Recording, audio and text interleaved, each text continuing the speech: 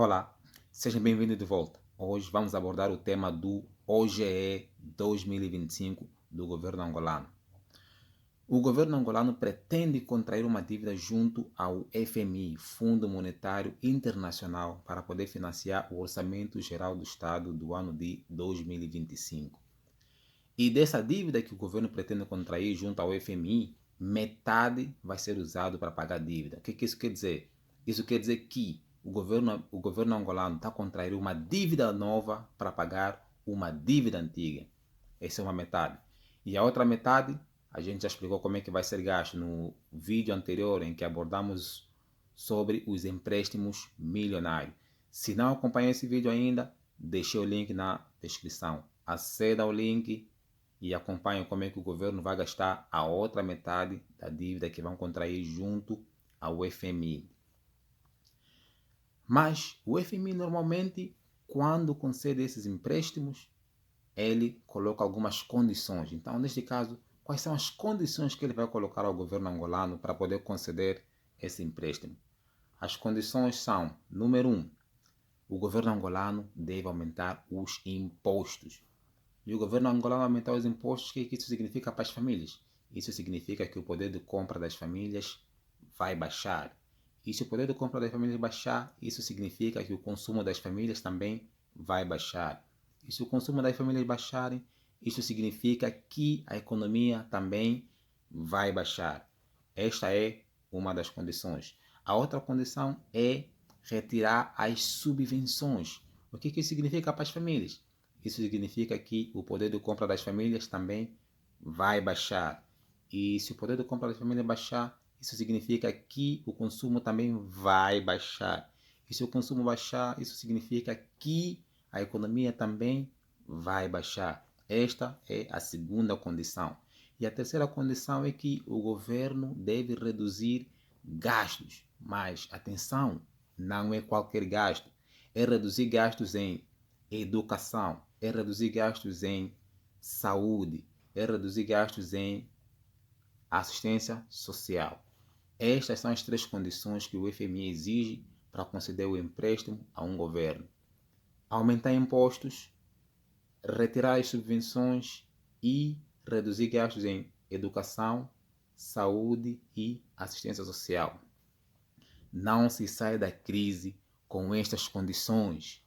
Pelo contrário, afunda-se ainda mais na crise com estas condições. Até porque não vai estar a ser o governo que vai estar a apertar o cinto. Quem está a apertar o cinto neste caso é o povo. Enquanto que tem que ser o governo a apertar o cinto. O governo a apertar o cinto? Mas como? Sim, o governo a apertar o cinto. Como?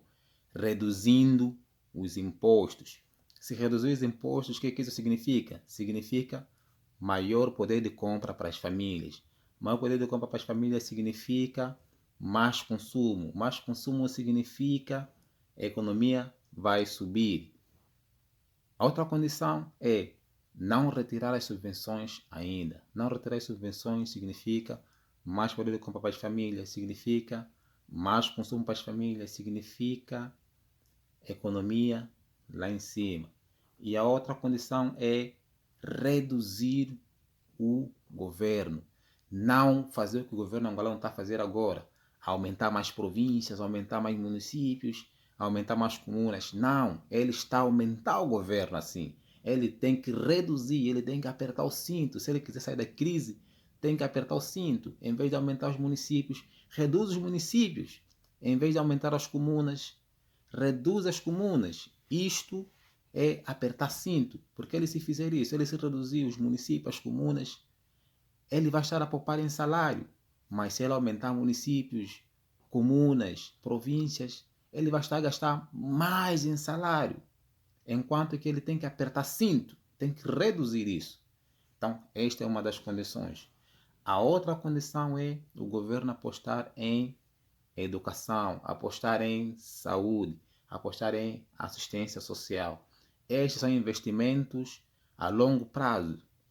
A gente não vai ver o resultado agora. A gente não vai ver o resultado no curto prazo, mas a longo prazo a gente vai ver o resultado.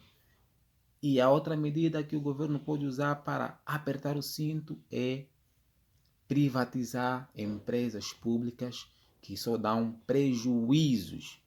Sim, privatizar empresas públicas que só dão prejuízo. Então, com essas condições, sim, a gente consegue sair da crise. Quais são as condições?